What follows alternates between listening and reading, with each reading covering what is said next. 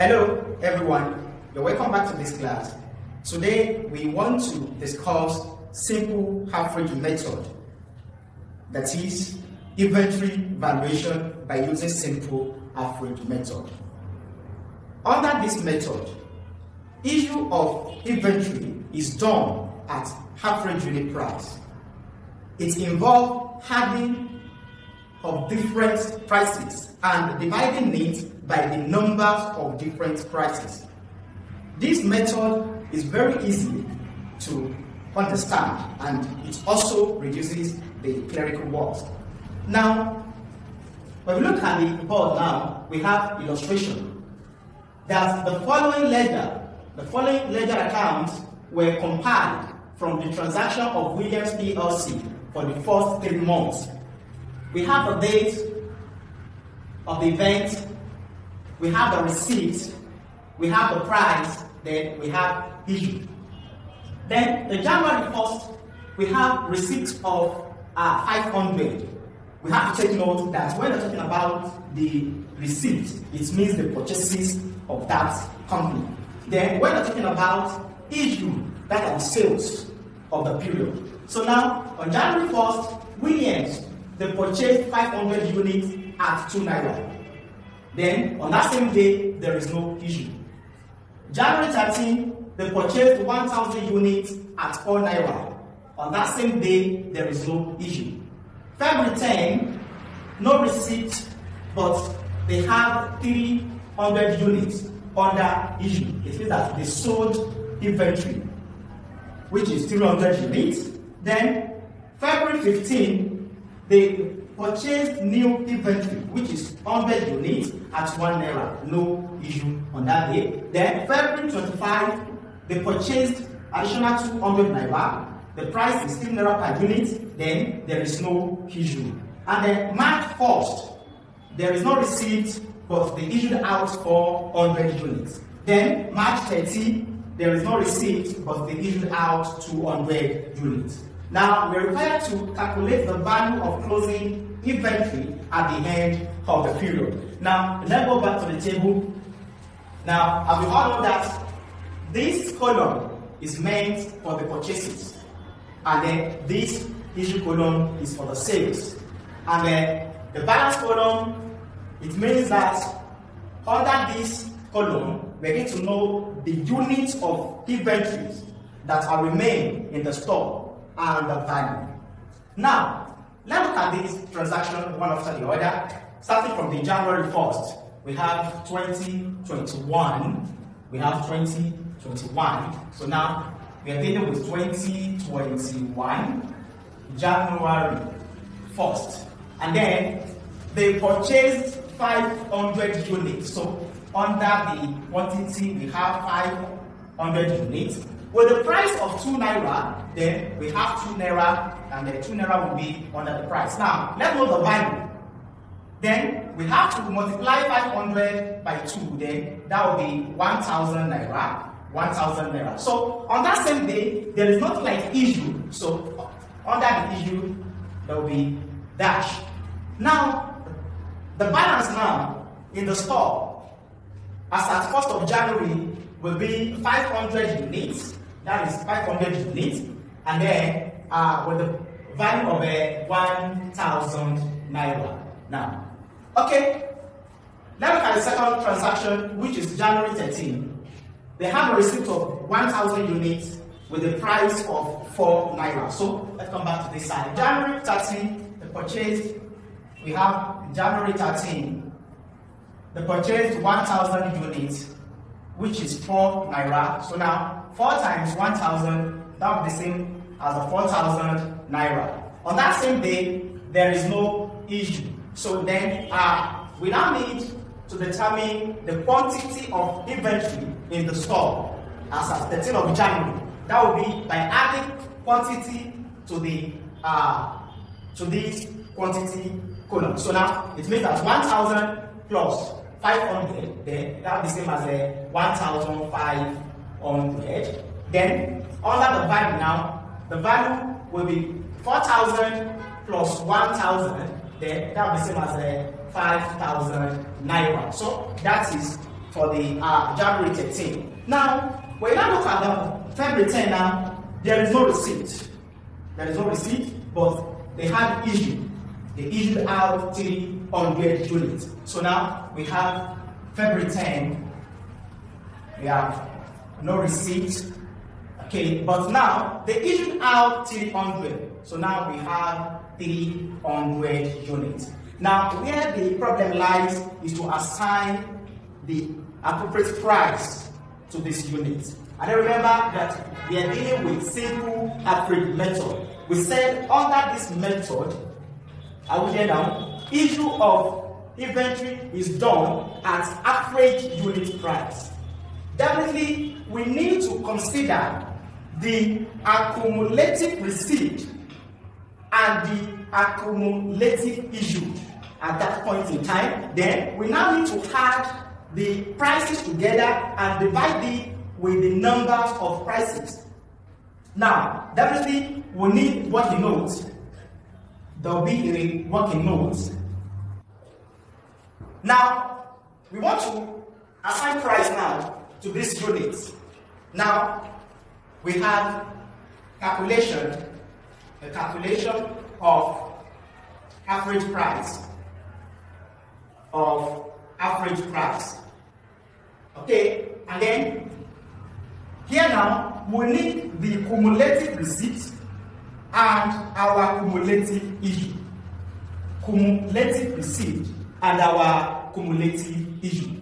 Now, when you look at this now, our cumulative receipt now,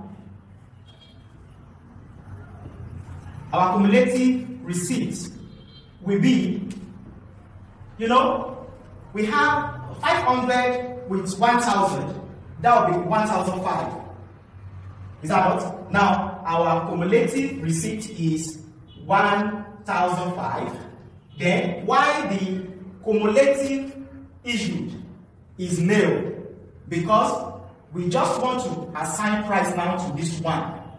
So now, and then before February 10, there is nothing like issue. So it means that our cumulative issues now is nil. Now, we now need to have the prices. We have the price for that 500 units and that of the price of 1,000 units. So it means that definitely we are going to have our average price to be 2 naira plus 4 naira, then divide by, we are having 2, so divide by 2. It means that here now, when we had 2 naira plus 4, that will be 6 divided by 2, then the price here will be 3 naira. So now, it means that we are going to assign 3 naira to this 300. So now, here will be 3 naira. Now, 3 times 300, that will be the same as 900 naira. So now, the next thing now is just to deduct issue from the balance. So we're going to remove 300 units from 1,000 units. 300 units, we're going to remove it from 1,000 units. So now, then when we now remove it now, that will be 1,200. Now, we have to remove 900 from 5,000, so that's the same as 4,100. So it means that the balance of inventory as at February 10 is 1,200 units, value 4,100. Now, let's move to the next transaction, which is February 15. On February 15, they have a receipt. That is, they purchased 100 units at 1 naira. So let's come back to the table. We have February 15. February 15, they have a receipt of 100 units at 1 naira. 1 times 100, that will be the same as 100. So on that same day, there is nothing like issue. So no issue. All right. Now, when we have a receipt, it means that the balance will increase. So we are going to add 100 units to 1,200 units. That's the same as 1,300 units. Now, we are going to have the value as well, that is 100 naira plus 4,100. That will be same as 4,200. Now, we're through with the transaction for the February 15. Now, the next transaction here now is February 25, which is 200 units. You have a receipt of a 200 then with the price of 3 naira. Now, let's go back to the board. We have February 25. There is a receipt of 200 units. We have 200 units at the price of 3 naira. You know, we multiply this one, that will be the same as 600. 600.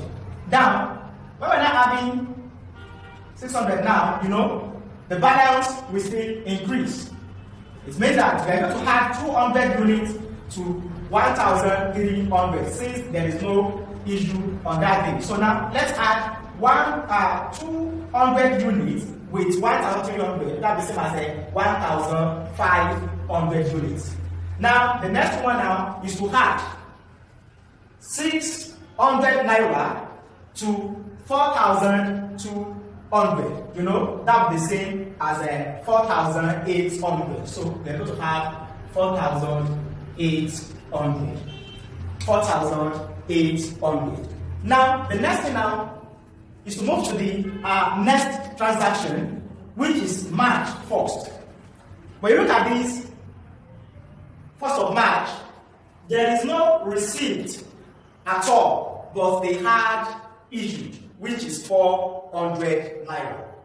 400 units. Is that not? They had 400 units. So now, let's back to this place. Now, we have March. So we have March 1, no receipt, but they issued out 400 units. Now, the next thing here is to assign the price to these 400 units. And remember, we are dealing with the simple average method. Definitely, we need to add the prices together and divide it with the numbers. Okay, now, but however, we have to determine the cumulative receipt and the cumulative issued at the same time. Cumulative receipt and that of the cumulative issue. So now, our working on 2 now. Working on 2. Now we have the cumulative receipt. The cumulative receipt is, you know, we are going to add 500 with 1,000. That will be 15 plus this one. That will be 16. Then that will be 1,800.